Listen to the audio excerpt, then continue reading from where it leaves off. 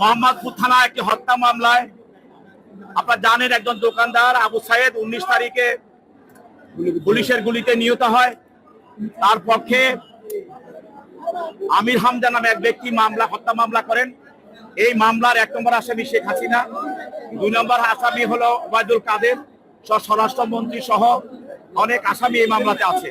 আজকে এই মামলায় 2 জন আসামিকে গ্রেপ্তার করে, একজন আসামি হলেন সাবেক অবৈধ সরকারের শিক্ষামন্ত্রী, যিনি শিক্ষা ব্যবস্থাকে ধ্বংস করে ফেলেছিলেন, যে দীপু মনি, এবং আরেকজন সংসদ সদস্য আরিফুর রহমান জয়, আরিফুর খান জয়।